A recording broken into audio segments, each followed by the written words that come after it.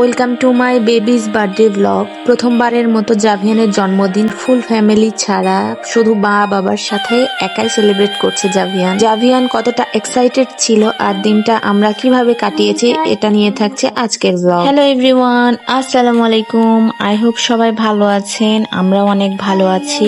7 জুলাই ছিল জাভিয়ানের বার্থডে আর এই blog share করছি এত লেটে। আসলে ব্লগ এডিট করতে আমার ভীষণ বোরিং ফিল হয়। প্রতিবার জাভিয়ানের জন্মদিনে বিভিন্ন ধরনের থিম দিয়ে ডেকোরেশন করি, তো এবার জঙ্গল থিম করেছিলাম।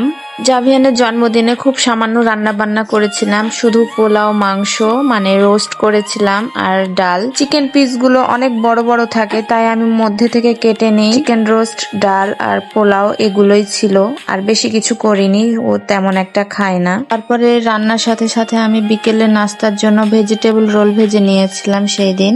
এর মধ্যে পার্সেল চলে আসে আমার জাভিয়ানের বার্থডে কেক। চায়নাতে আসার পর বেশিরভাগ টাইম অনলাইনে কেক অর্ডার দেওয়া হয়, আর এটাতে অনেক সুবিধা আমার মনে হয়। বাসায় বসে কেকটা অর্ডার দিলেই সাথে সাথে টাটকা টাটকা কেক বানিয়ে তারপর ডেলিভারি দিয়ে যায়, বাসাতেই ডেলিভারি দিয়ে যায়। বাসায় এসেই দেখছি সেই রকম কান্নাকাটি শুরু হয়ে গিয়েছে, মা কোথায় ওকে রেখে চলে গিয়েছে, এইরকম একটা অবস্থা। সে এখনই কেকটা কাটবে, নিবে, খাবে। কোন রকম ভুলিয়ে ভালিয়ে রেখেছি ওর পাপা আসা অব্দি। কাজ করার চেষ্টা করে এখন থেকেই, আর ও কিচেনে কাজ করতে আমার সাথে বেশি পছন্দ করে। তারপরে তাকে একটা নতুন ড্রেস পরিয়ে দিই, জন্মদিন বলে কথা। 2টা ঈদ গেছে, তার অনেকগুলো নতুন জামা কাপড় জমেছিল, তাই আমি এবার বার্থডের জন্য নতুন কোনো ড্রেস অর্ডার করেছিলাম না। তবে তার ডেকোরেশনের সাথে মানে বার্থডে ডেকোরেশনের সাথে তার শার্টটা মিলে গিয়েছিল, ডাইনোসরের প্রিন্টের শার্টটা ছিল।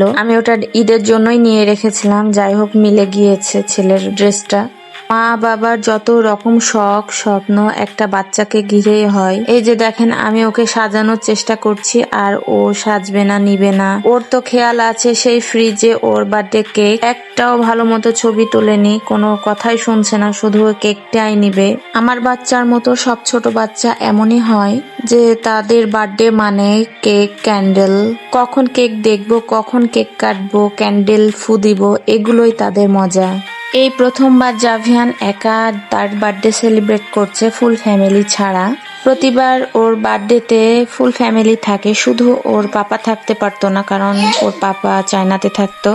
এইবার আমরা চায়নাতে চলে এসেছি তার পাপার কাছে, কিন্তু ফ্যামিলি ছাড়া তার বার্থডে।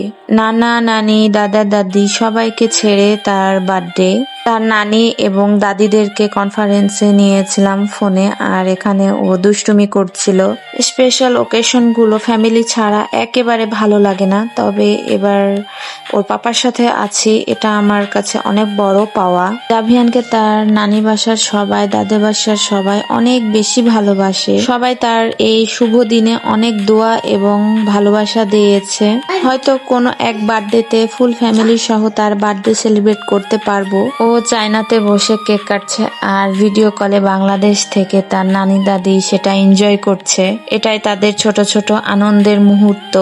আজকে জাভিয়ানের বার্থডে ব্লগ এ পর্যন্তই থাকলো। আগামী কোনো ব্লগ দেখতে আমার চ্যানেলটি অবশ্যই সাবস্ক্রাইব করে দিবেন। সবাই ভালো থাকবেন, সুস্থ থাকবেন। আল্লাহ হাফেজ।